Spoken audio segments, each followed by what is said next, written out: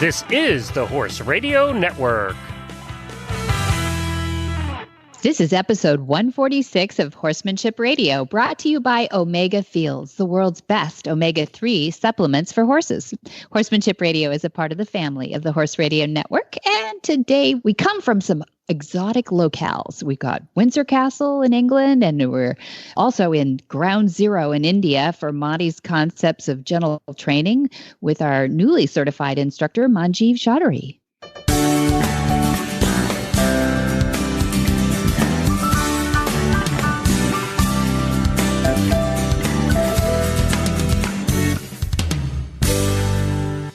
This is Debbie Laux, and you're listening to Horsemanship Radio. Thanks for joining us. Horsemanship Radio airs on the 1st and the 15th of the month, as it has for a long time now, right, Producer Jen?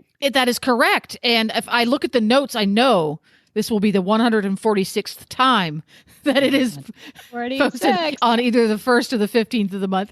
You asked, this is our second take, folks. Little inside scoop. This is our second take because Debbie said, it's been going for how many, Jen? And I went, duh. 96? 96? A lot. It doesn't seem like that long. It just seems like yesterday that we got started on this whole thing. Oh my gosh, I have so many subjects I still want to cover. I think 146. Oh, I still have to do X, Y, Z. So everybody should be giving me lots of suggestions. You know, please send in your suggestions to our Facebook page or get me at Debbie@MontyRoberts.com because I love getting into new territory. But I already have a long list too. And you'd be amazed at how many different ways there are to talk about horses. Well, that's the thing is we've got, more than a dozen shows on the network. Yeah, and each one is a slightly different personality, different topics, and nothing ever gets repeated. I know it's always different. It's like the Q&As that come to Monty Roberts. Dad said we were going to run out of Q&As, years ago. Like he thought there was only 52 that existed, like a deck of cards. But we have now 800. And they're very personal to people. When they ask about their horse, there's that take. It's in a different environment. It's with different skill sets, different things. So, hey, keep your Q&As coming because they're all personal to you and your horse. And we, literally, Dad answers every single one of those that we publish. And everyone has its own personal take on it. So I get to choose them and he gets to pick the ones that finally go in. Mm-hmm. So there's very, very few repeats. Just a different angle at it. You can find those on the website, right? Yeah, absolutely. You can go on MontyRobertsUniversity.com and all the Q&As are there back to 2004. Can you believe that? We have not missed a Wednesday since 2004. That's when we publish the new ones every time. Every Wednesday. So if you go on, you need to put an alert on your phone. That's true. They're out. Get it. I know. I wish we had an app. We're not. When we grow up, like the Horse Radio Network, we'll put an app. There you go.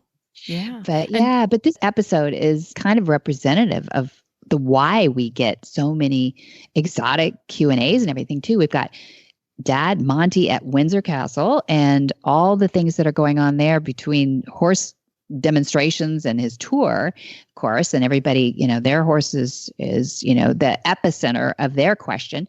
And then we've got India, where we've got a new certified instructor, the first one in India thus far.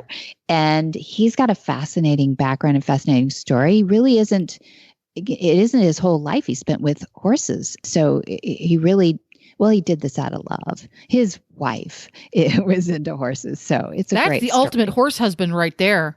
It is. It really is. That's pretty cool. And we're going to hear from Manjeev Chaudhary, which has the best name ever.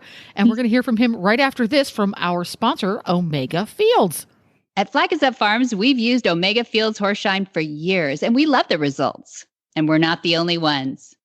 Glenna Fittiment has this to say about her experience with Omega Horseshine. I was first introduced to Horseshine about 10 years ago by another rider at my barn who used it for her horses and loved it too. Her horses were in such good condition, coat, feet, mane, tail, I decided I had to have a try. I started my horse on it and haven't looked back since. Horseshine is such a great all-around supplement, and helps with more than just shine, although it makes the horses so shiny. It's so palatable, and I find the horses eat it readily and they lick their bowls clean. I've always kept my horses on it since I was first introduced. They always look so good, and I always have people comment on how shiny they are. We'll always be happy members of the Horse Shine family. Manjeev Chaudhary is passionate about horses and their well-being. He and his wife, Charlotte, have both spent extensive periods learning at the Monty Roberts International School in California, as well as worked with horses all over the world, from Mongolia to Argentina, New Zealand, South Africa, and the UK. Real animal lovers, they live with rescued cats and dogs, 9 at the latest count, and are involved with the local NGOs, non-governmental organizations, to help with rescued horses, too. Manjeev is the first natural horsemanship trainer certified by Monty Roberts in Asia. From wild Mustangs in California to young thoroughbred horses in India about to start their racing career, Manjeev works diligently to empower the horses with the tools, ability, and confidence to face the life ahead of them. He helps owners understand their horses better and to rehabilitate trauma in horses. Well, welcome, Manjeev Chaudhary. I'm so happy to have you alone, actually, on this interview. I think the last time we spoke, you were part of the internship and helping teach the advanced course students. Am I right? Indeed. Thank you very much, Debbie. It's a pleasure to be with you. And yeah, it's an immense pleasure to be a part of our internship and been working with the farm. Well, you're doing a really great job. You've been here for the summer. And when did you first get here this summer? In 5th of May I came. And it's been almost 3 months now. Almost 3 months. And you're here another month, really. 1 more month, right. Mm-hmm. Yeah, fantastic. You're doing a great job. You've really been exposed to a lot of different programs and courses and classes that we've had over these few months. May 5th, so you came in right kind of on top of the motivational interviewing. Were you a part of that? No, just after. Unfortunately, I just missed that. I wish I would have been there too. Well, I started with the first Horsemanship and Healing. Yeah. Very good. That's right. You have now been through 2 Horsemanship and Healings this summer, which is fantastic that we've had you there too. And I'd like to get into that a little bit later too, about the extension to people and working with these concepts. But I think everybody can hear a bit of an accent there coming from Manjeev. And you're very quiet and respectful about everything that you've done. But you really have worked in many, many different countries. You've had experience in U.S. and New Zealand and South Africa and Argentina and UK and Mongolia, Mozambique and India. So in case we don't cover all those today, I just wanted to get that list in. No, it's correct. It's correct. It's a pleasure to have been around and working with the different horses.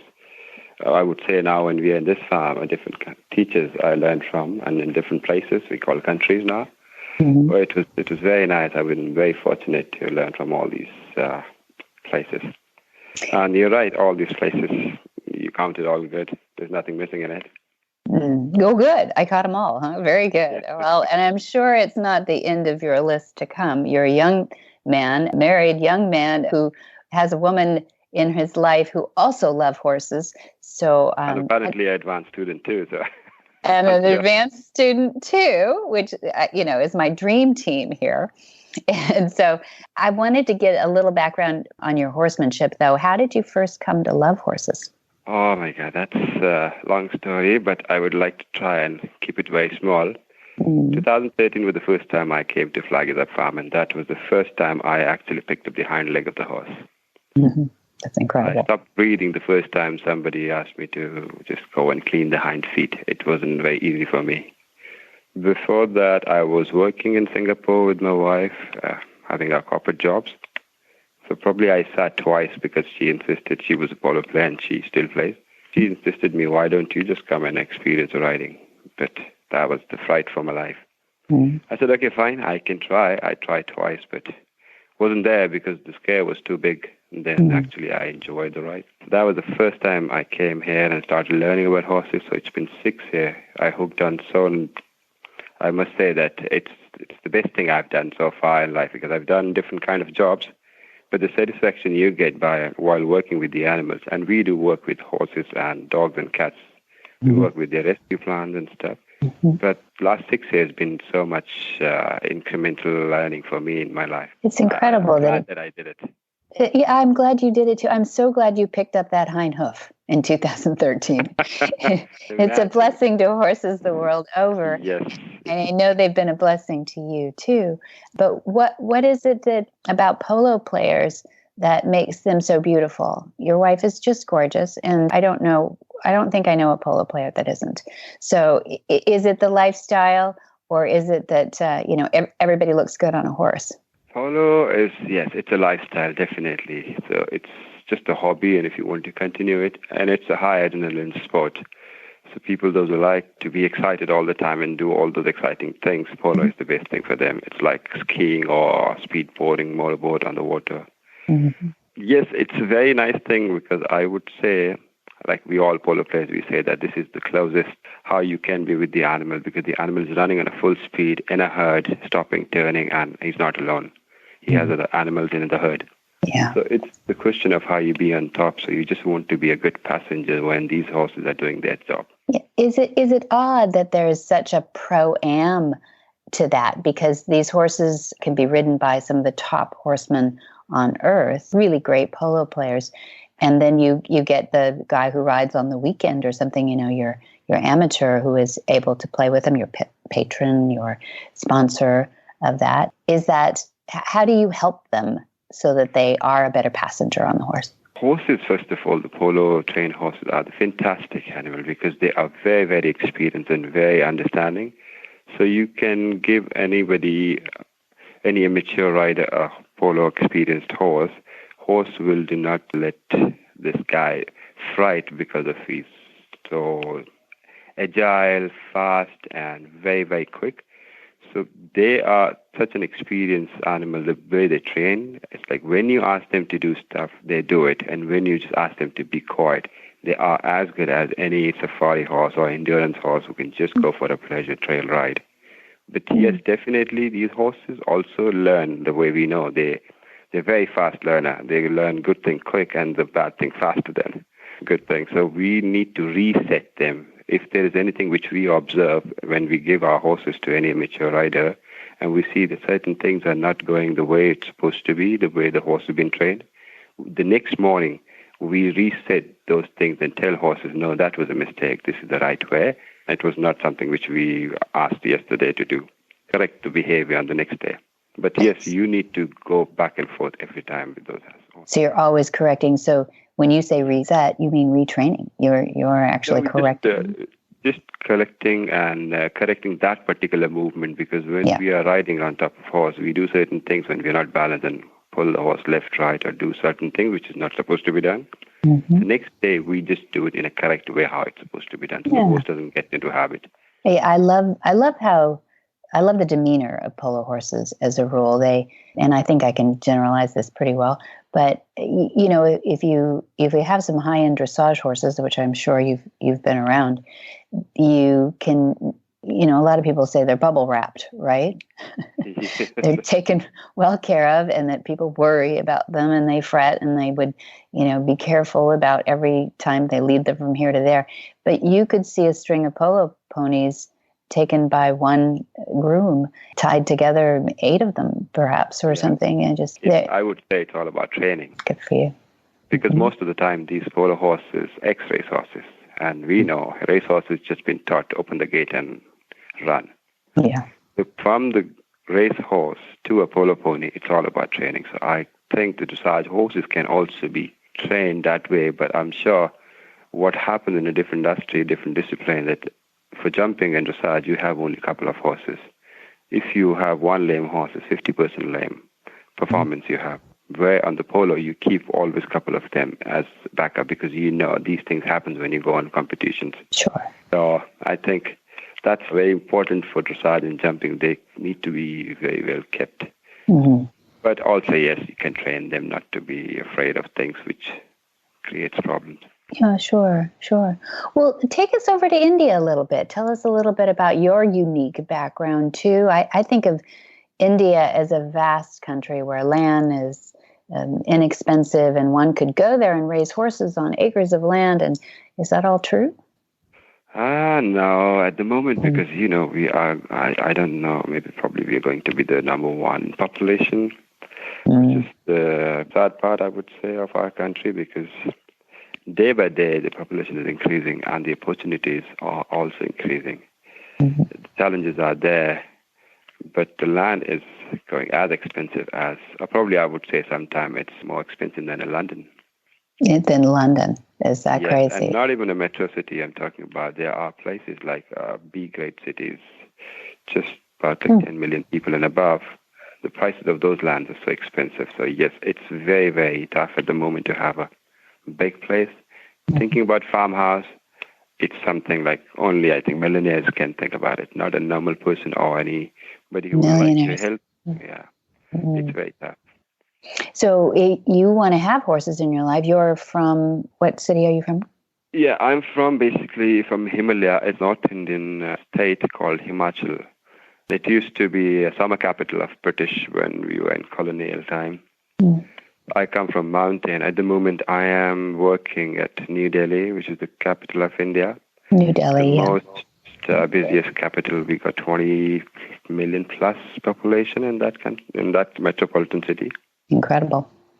And I have my own 4 horses at the moment. Me and my wife, particularly my wife, she has a goal to improve the quality life of indigenous horses. Wonderful. They've been actually initially bred for beauty and war horses. But now when we have all different horses for different equine sports, we would like to have our indigenous horses also participate in all these kind of a discipline. That's a wonderful goal. When you say indigenous horses, would we recognize the breed names? Yes, we have actually a couple of 4 or 5 different kind of breeds, but the most known 3 different, I would say, because 2 known for their safaris, beauty, and their curled ears. I'm sure people must have seen, called Marwari and Kathiawari. These 2 horses, they're named after the region we have in the west of India. They come from very, very rich state in history. The history is very rich there, and the horse has been part of their history all the time. Still, those are the states these horses come from. And the third one is Mongolian ponies. They are we call Manipuri ponies at the moment, where the polo started in India. Very similar to Mongolian ponies. So short and round, and as we picture. Yes, they're a bit short, very hardy in the mouth because it's a bit of on a train of mountain. So that's why I think they just have a similar size like a Mongolian pony. Very stocky. Yeah. And what type do you have then? You said you have 4 horses? I have Marwaris at the moment. And I do have a rescue thoroughbred. She used to play polo and now she's 14-year-old. So the people didn't want to give it to any riding school. I think they had a bad experience before. And they have seen the way we keep our horses. They say, why don't you take care of our horse and retire her? That's very nice. And we can't say no. Yeah, no, you two couldn't, I'm sure. So you had the experience of having BBC come over. They were doing ostensibly a story about people that are making a difference or something. Tell me that story. Yes, it was very fortunate that we got BBC World Travel Show traveling towards India, and they wanted to have certain experience which is not there already in the country before. So they approached us and asked what we're doing there and the way we are training or working with people and working with animals, spreading actually the information and the knowledge which we needed at the moment in our country. So they wanted to come and cover our work, how we do it, and help us to send the word across, not only in India, but all the other Asian countries, because the way we are doing it, I think we're the only one in that segment. And they came and recorded and did presentation in their show. It was broadcasted, I think, for a couple of days in a week, for a couple of hours. And we got a lot of phone calls, and now I have many people coming over this year and for volunteering and learning about how we are doing it. That's fantastic. So you're already making a huge influence, and I love I'm very glad that it's happening, and I'm Yeah, well, I'm so glad it's happening to you too. I really am. And tell us about those safaris now. This gets my antennas up. You led some safaris in Mozambique. Do I remember that correctly? Yes, we were doing volunteer because we worked with a lady, a couple basically, and their name is Pat and Mandy. They are a very famous writer. They wrote a book of 104 horses. They're those who saved 104 horses from Zimbabwe and smuggled them down to Mozambique. And they're the one who running now sea safari, like on the beach. It's a beautiful place. And they have a very nice safari on those red mountain beaches in Mozambique where the color changes every 15 minutes. Oh my goodness, that sounds awesome. The thing which we wanted to go and see and learn from them, that how did they had that kind of a courage to save all these animals and bring it to one country to another country. And they still have animals from 36-year-old, 38-year-old. And we saw May have been shot through her withers, and she's still happy and riding and running up and down. Riding her, huh? Yes, I rode her, and fantastic, good-looking mare.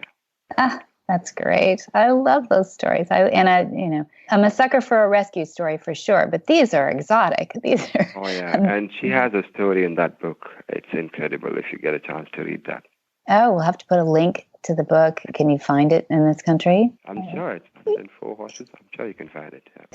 Yeah. Okay, we'll put a link to that too. So if somebody wanted to go on a safari over there, say me, how would somebody get a hold of you to do that? I am the one at the moment working with the horses, and anybody can contact me through social media, or my contact numbers all over on our social media sites.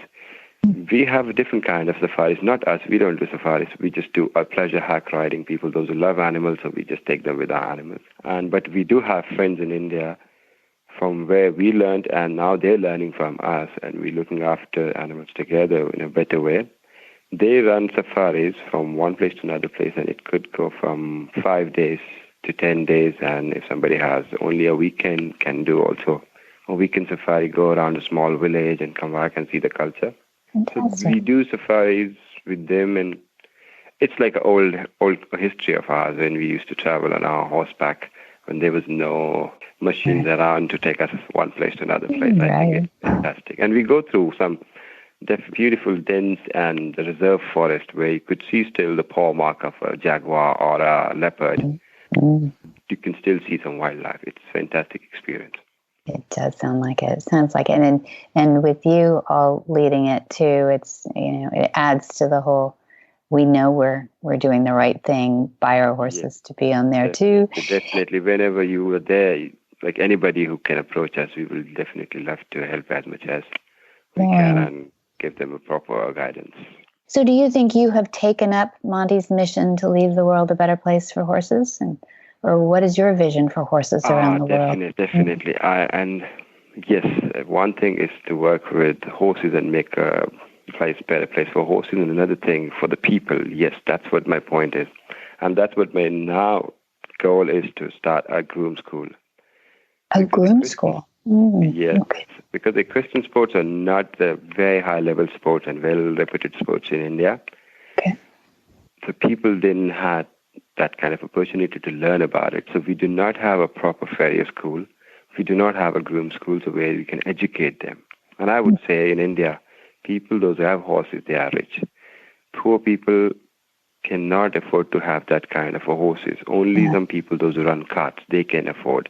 But they cannot even afford to have their lifestyle depend on the horses, what they bring it back. So we cannot expect them to go to certain big school and learn about it. But there are certain people, those who can send their people, or they can go themselves and learn about it. So for that, I would like to start a school. And I am already in the procedure of, it's going to be initially a charitable school where the people from background, not a very sound financial background and didn't have much of education, can come and learn a trade. And the learning of this trade in a better way and using it in a nicer way with the animal, that's what first of my point is. And second thing is, people do have all this money and they can import whatever kind of a horse they can, but like a trophy for the kids, and later they are mishandled.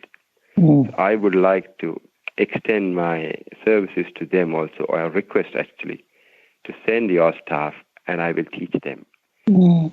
And it's not to making a new business out of it. It's just helping these people to understand animals. Yeah. They are the one spending 24 hours with the animal. A rider comes 1 hour in the morning, 1 hour. Exactly. They have no idea what's happening.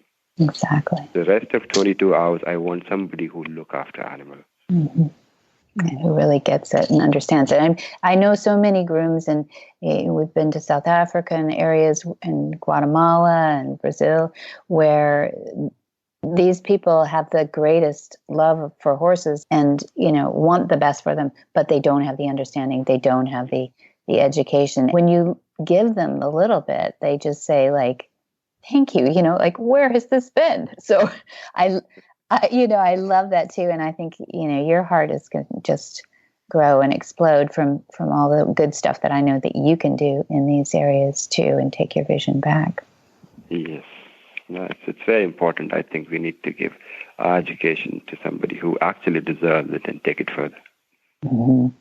Absolutely. Well, I think you two have started off the starting blocks really well. I'm so glad for your horses, and I'm so glad for all those horses that are going to come within your influence too. And I actually see that, when you work with the people in the Horse Sense and Healing, veterans may not be, U.S. veterans may not be completely relatable to your background, but I see your compassion and I see your love of the people and being able to share horses with them too. And I think there might be a little bit of that in your future in some form or another. Definitely. I am quite looking forward to do certain kind of good things, good deeds. Because in India, I think when you compare Indian country like that segment of world to any other developed or advanced segment of world, we are still not able to accept things. There are certain things which human need to accept, that I need help. We're not able to get up and ask for help. So probably that's the segment which I would like to go and help and tell, yes, it's okay to ask for help. That's not uncommon the world over, I don't think. But yeah.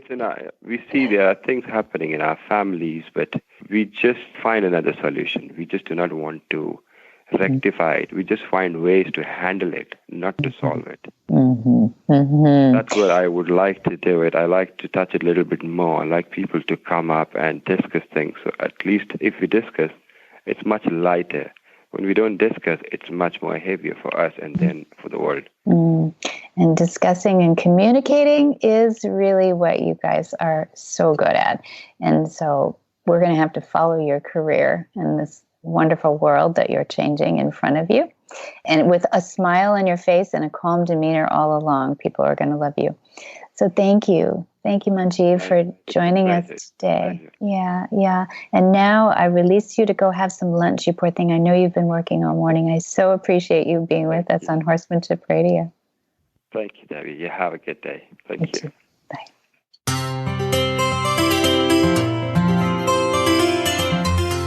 Cavallo horse and rider Carol and Greg Giles, too, have been longtime supporters of the Horsemanship Radio, and we thought, what better way to show how their support goes than through the people who buy their boots. So we have this from Brenna Eldridge on a Facebook post. I could not be happier with my decision to transition my horse to barefoot and choosing Cavallo for his hoof protection. I always thought my horse just had bad feet and that he would always be lame barefoot until I realized that I was enabling that dependency. By allowing his feet to adapt back to the way that they were naturally intended, his feet have become strong and he now seems perfectly comfortable barefoot. With the added weight of a rider on rough terrain, I invested in my first pair of Cavallo boots. I went with the track boots, and they fit him perfectly. I was able to do anything that I could do in metal shoes, and I have no longer stress over him losing a metal shoe and damaging his hoof when removed. The Cavallo boots have provided him greater shock absorbencies when riding on hard ground, and so far, whether it be on trails or in the arena, he seems extremely comfortable in his boots. I do a variety of riding, including trails, gaming, and drill, and I'm excited to get into the gaming season to put truly those boots to test. I believe that in horsemanship, you have to pick methods that make the most sense to you. And for me, that is the naturality of barefoot and the protection of the Cavallo boots. Brenna.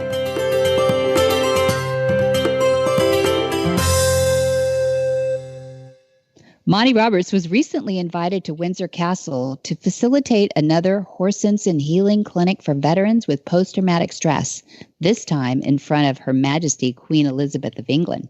As a child, Monty discovered that horses have a communication system that is silent, based on body language, like signing for the deaf. He named this Equus, and we can use his discovery by practicing his training technique called Join Up, which creates a partnership with your horse.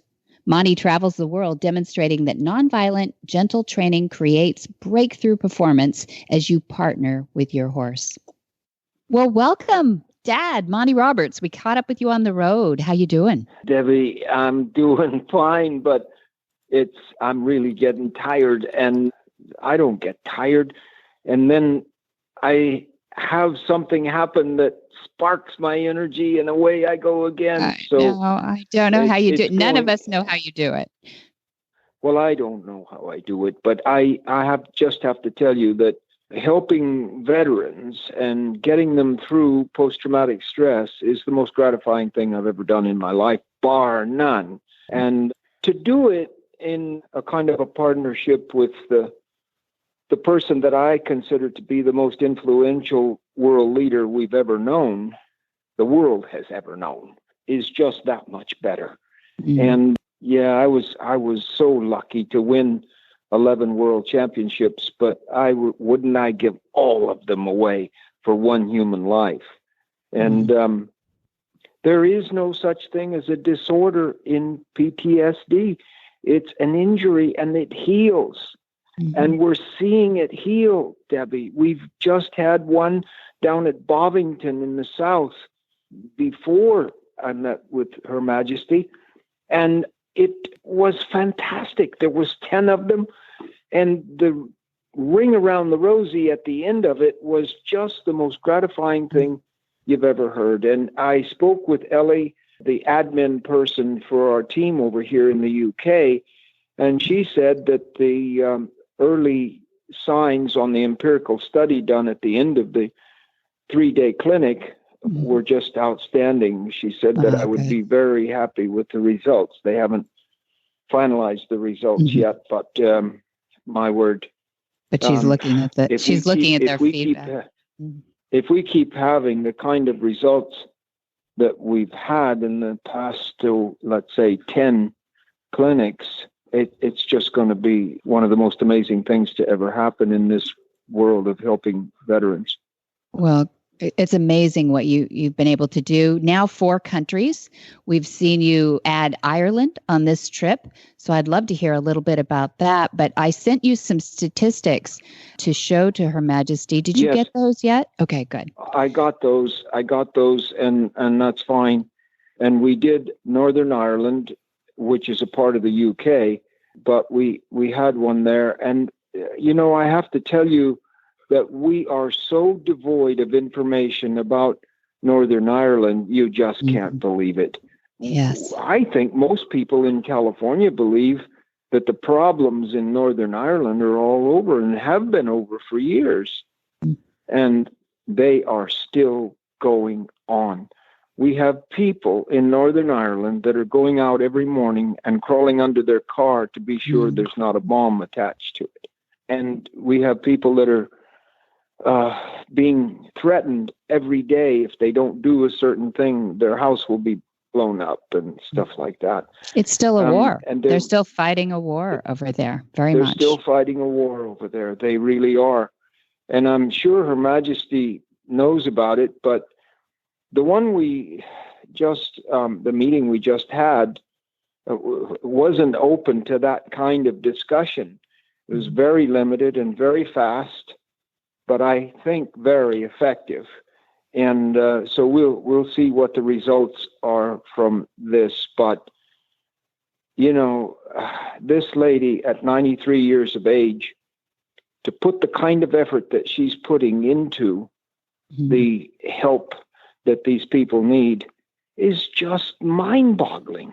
And you see so many people that are able-bodied and in their 60s or something, retired officers and stuff, that, they'll help a little here and there. But this lady is on it like a magnet, and she is really encouraging the people to help. And I'm just such a fan. It's incredible. Did you use her horses for these events, for these horse sense and healing clinics, or whose horses are they? They're a combination of people that Terry Pendry knows, and Terry Pendry is the stud groom to the Queen, and was on tour with me in 1989 when I first came over here, and is as close a friend as you could imagine. And he's the only person to ride with the Queen since I met her in 1989.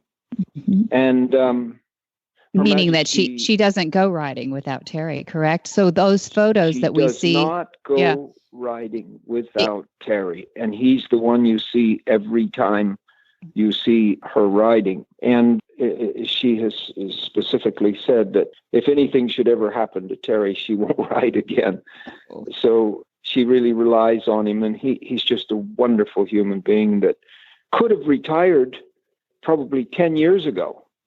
But he's just so dedicated to Her Majesty that he is still there and still rides with her. And his wife, Sue, I saw her today.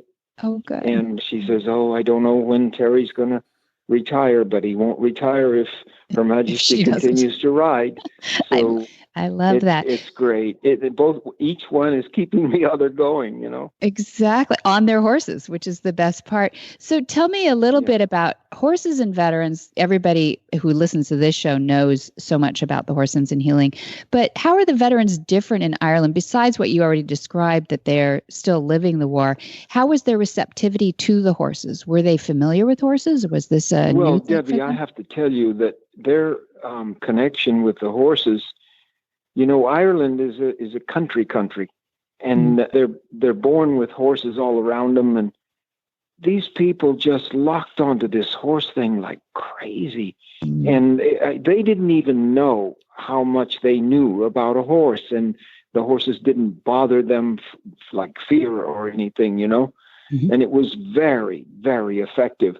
A lot of them said they hadn't been around a horse since they were 12 years old or 10 years old or something like that, But they were all with horses as children in the north of Ireland. That's just the way it is.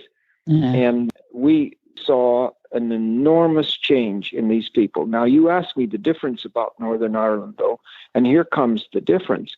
The difference is that this post-traumatic stress is from your neighbors. This post-traumatic stress is from people that look like you, talk like you, and you think might be a friend. It is across the street kind of acrimony. And that's the worst kind. They are frightened of their friends. And they are not particularly military. We had military people, but is it a military? It's more like police. And it's more like people on the streets against the police. And we had police and military in a combination over there. And you couldn't tell one from another, whether they had on when they were working a military suit or a police suit. What's the difference? It's a war. And they represent something. It's a war with people that you know from across the road. Yeah, it's crazy. Or just over the border or something like that. And so one will say that that the government is supporting the terrorists. Yeah. And you go to the next one and he says that the government is supporting the other side. And I don't know which side is the terrorists and which side is the civilians. Yeah. And the horses don't either. They don't know it either.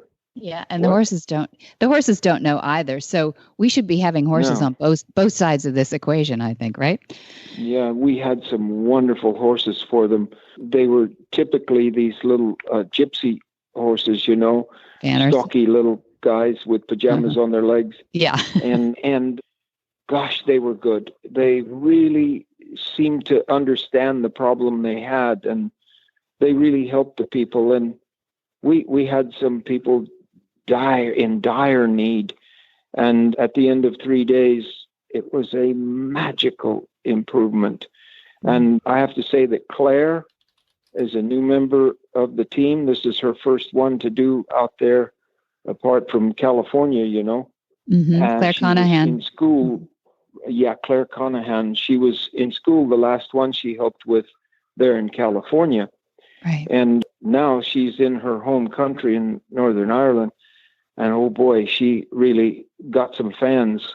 And they're going to have more of them up there. You can bet on that. Great. You know, we're well over 1,000 people that we've worked with now.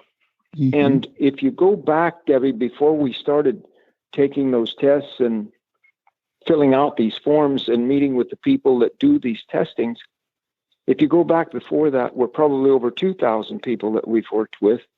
And it's more than 4 countries, because now Germany is in there, the UK is in there, Northern Ireland is in there, Australia, Canada is in there. And we even have Miguel down in Brazil. And That's right. And we have Katie Cunningham in Guatemala. And I know that their work is primarily with domestic abuse, but isn't that a war too? It is. And absolutely. It's the same post-traumatic stress syndrome, and not a disorder, but an injury. And injuries heal and disorders don't. So it's not PTSD. And the rest of my clinics, I will be honing in on that one. And I certainly let them know when I met with the Queen recently that it is not a disorder. It is a healing injury. And we can help you heal that injury.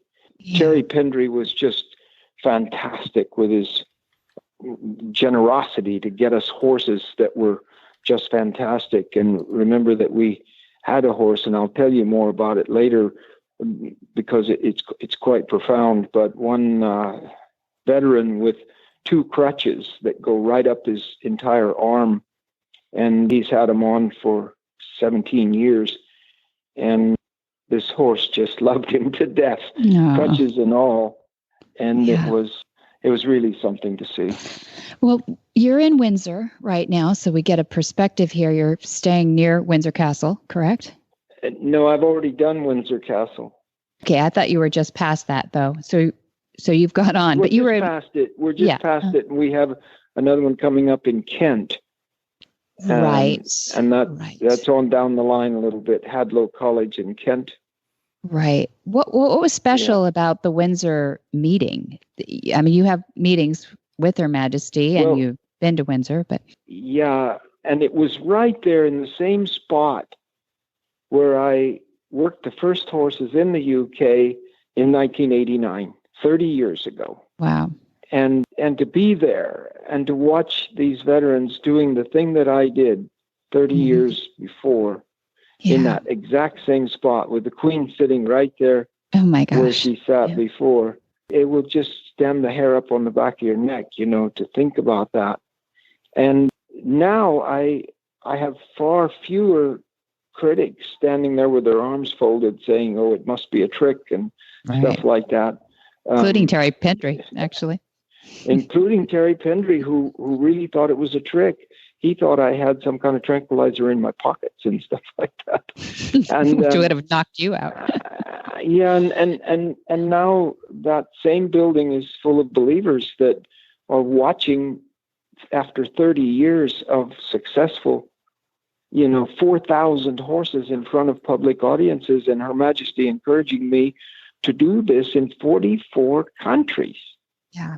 It's just overwhelming, and I just can't thank God enough for keeping me alive through 84 to do this. Well, you got to keep up with her. You know what? She'd say, keep up with suck her. It up. And I can't complain about being 84 when she's 93. Exactly. So I just have to keep going. But we go from here to Germany, And Debbie, they're going to make a movie of Lomita, which I'm so excited about. And did you let them know that I want to help with that movie, and I want it to be for real? I want it to really be exactly as it was. Did you let them know? Jacobs. I did. I wrote to Andreas Jacobs and basically saying, let's not underestimate the real story and the drama that comes from an authentic story, as opposed to like a horse whisperer. Sorry about that. But, they missed the mark. They missed the mark. They missed what really horses do for people in those earlier movies. So, yes. Exactly.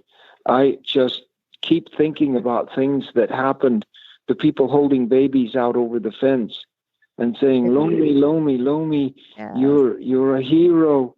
You beat the system, Lomi. And I remember that the jockeys did a boycott, that they wouldn't let me go in last. I had to go in the starting stall first. Little things that I think that the movie would be so visible and so real for a viewing audience that I want to help with it. Absolutely. You've actually just been asked to be in another movie too. You don't know this yet, but it's called Awesome Gal, and it's about the Tennessee walking horse plight and how you've gone in to help them out. And there's already a trailer for it, and they're very excited to meet with you when you get back. Oh, good. Yeah, what right did we ever have to take that wonderful breed and put it through the awful antagonistic way that we've treated those horses for, I don't know, 60, 70, 80 years now, that we've had false feet on them. We've had feet that stand up 8-10 inches longer than they're supposed to be so that they have more weight on them and lift their legs higher. And they've done some terrible things to soar the legs so that the horses give a higher stride to their walk and other gaits. And we just don't have the right to do those things. And it isn't necessary. If we do things in a natural way, there's going to be a winner and there's going to be a loser. But you can't ask pain to be a part of demanding from a horse things that we never should go for. Yeah. And that includes speed in a race, that we think we're getting them to run faster when we use certain techniques, drugs on them to get them to go faster, drugs to stop down the pain so that they can finish the race, but then break a leg off before they get there. We can't do that. Mm-hmm. And I love Norway's answer to all of this, to the whips anyway, that the Norway people got together and they voted, you can use your whips. Take your whips with you. It's just fine. You can hit your horse as much as you want. But if either one of your hands leave the reins, you're disqualified immediately. So genius. And so the whips now stay in the jock's room, and they don't even take them to the race. Doesn't work. They still have a winner, and they still have a loser. Right. And they're actually running the races in about the same times. And what have we been thinking about? Well, and they're going to keep their racing industry. So I hope that we can keep ours. Exactly. And remember this, that a good trainer can make a horse do almost anything he wants him to. But the great trainer can cause the horse to want to do it. And you think about it yourself. If you're going to work because you want to, and you're proud of the work you're doing, and you want to go do it, you're going to do a better job than if you're going there because you think you're going to get hurt or not get your check if you don't go there. If you're doing it through force, you will not do as good a job. And why haven't we seen that in our work with horses? I don't know. Honestly, I'm the wrong person to ask. And Debbie, what about this mother of yours? She's incredible. She's beating all the kids, and the kids are in their 60s, I guess. I don't know. Yeah, the kids are in their 60s, and they tell me that it's about 61 that is the oldest human that has won this last contest that next she won, to her. And she wins it at 82 years of age. Oh, you said it out loud. Running and sliding and stuff. I don't know. I hope that some of that comes from what's rubbed off me, but I'm not taking any credit for it. She is amazing what she's doing. Both of you and your DNA is incredible, but I think she doesn't have any bad habits growing up around you. So I think, and you didn't meet till the third and fourth grade. So. That's true. Yeah. I promise you one thing. This lady has won what she's won at 82 without ever whipping her horse or causing him any pain in any way. She gets it. And anybody that would come around to cause him pain would be in big trouble with her. I would worry for them. Yeah. And she has her ways to discipline him. And I've watched her do it. I've made recommendations to her, but I walk away, and a husband can't teach a wife anyway, so I leave it alone. And I'm just amazed at what she's done. Here I am, 84, and I retired from competition 50 years ago. Really did, 50 years ago. Yeah. So I think you have to say that causing the horse to want to do it has rubbed off on her and her 82 years to the extent that she's gone out and she's beating people in their 20s and 30s. It's just absolutely amazing. It's really fun.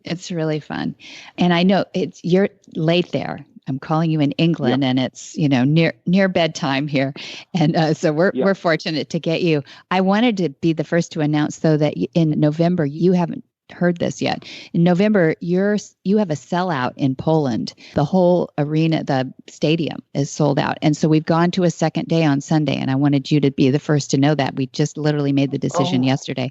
Did you let Joe know that? No, you're the first to hear it. Seriously. She's actually making the tickets available in the next couple of days. So it is a little, but by the time this podcast comes out, it'll be up and running. But I just wanted you to know that while we were on the phone. Well, thank you. What's the crowd count on the building? The capacity is about 1,200. It's 1,200 and it's sold out once and they're selling it again.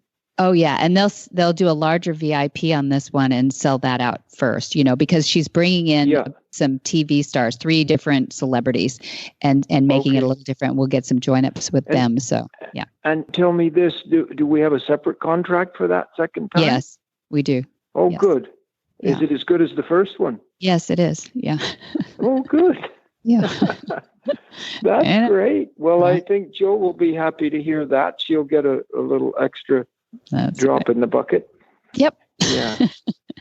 Yeah. No, Magda's doing a good job. Thanks, Dad. Thanks for joining us too. And and this Neil McLean here, I've got him sitting up in the middle of the night in his house, and he's put me up here, and it's beautiful, and you can just walk over to Windsor Castle, and so I'm in good hands, and please remember Neil at Christmas time or something, because it's been great. I took him he took me, and I got the dinner, a very nice Indian restaurant here in Windsor down the high street here. Perfect. You got your Indian. That's great.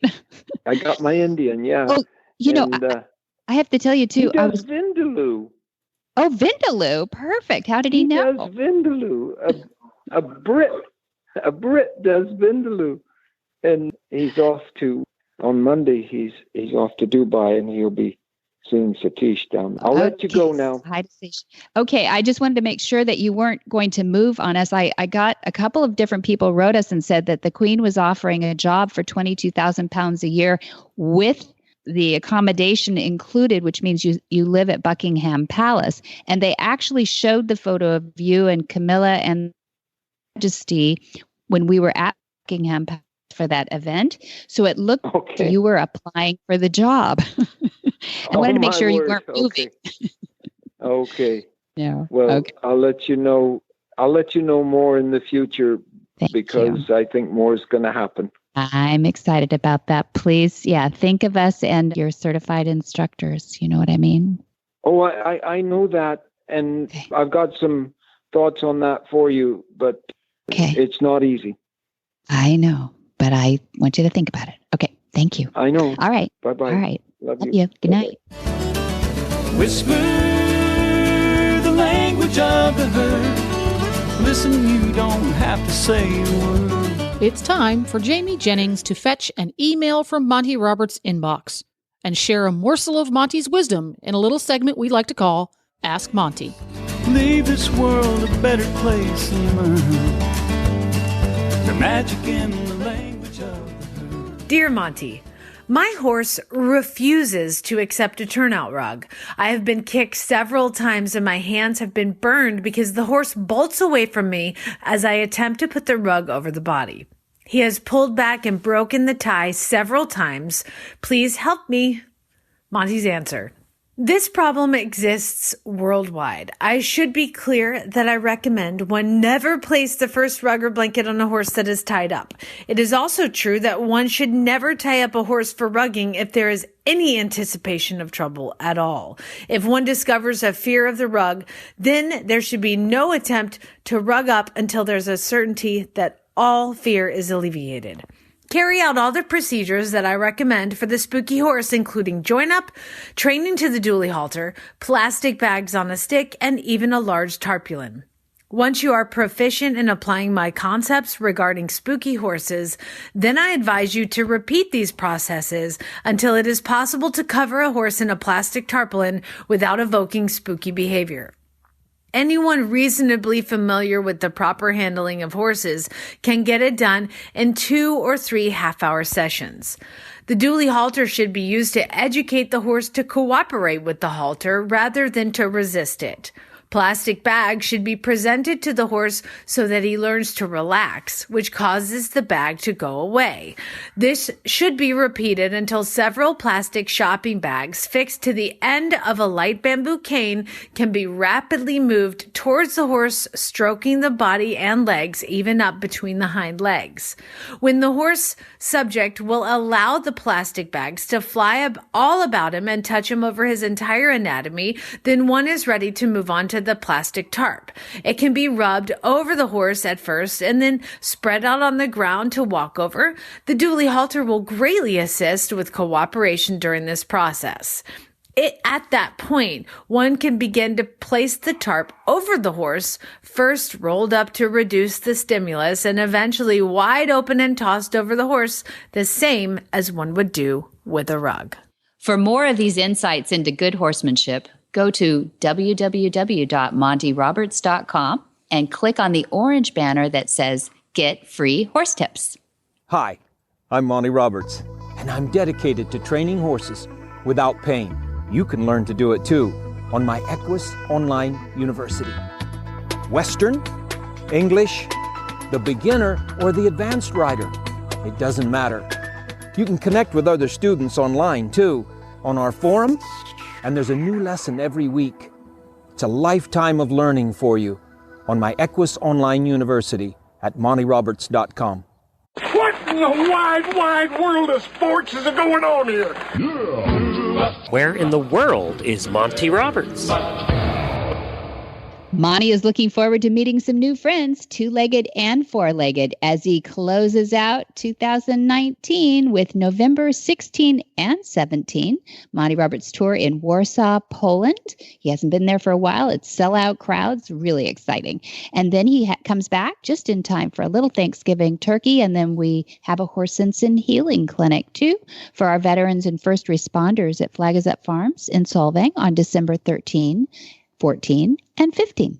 Perfect. And you can find all of that and more on the website, montyroberts.com. That's where he stores everything cool and interesting and educational from the world of Monty Roberts. Or you can call the fine folks at Flag Is Up Farms, and the phone number is 805-688-6288. That's right, 805-688-6288. Dun, dun, dun. For details about today's show, you can go to horsemanshipradio.com and you're going to find links and you're going to find photos about today's guests and topics. And speaking of topics, a great place to talk about topics, see topics, and suggest topics is on Facebook. And on Facebook, you're going to look up Monty Roberts and you're going to click on the one that has the little blue circle because that's the official page, if Facebook is still doing that these days. Yeah, they are. And you can join the fun there. You can follow it. You can like it and see what's going on. And Monty Roberts is also on Twitter. His handle is Monty_Roberts, as it is on Instagram. Get the app, You can have the app with you wherever you go on your cell phone, whether it's an Android or an iPhone. And you can help your friends download it too. Just go to the App Store and search Horse Radio Network. It's easy to use. It is. I wish I had one when I grew up. So many thanks to our sponsors, too. That's Cavallo Horse and Rider, our show sponsor. And then our title sponsor is Omega Fields. And then the reason we're here is MontyRobertsUniversity.com. Be sure to visit all the other great shows, too, on the Horse Radio Network at www.horseradionetwork.com. Until next time, have many happy horse hours.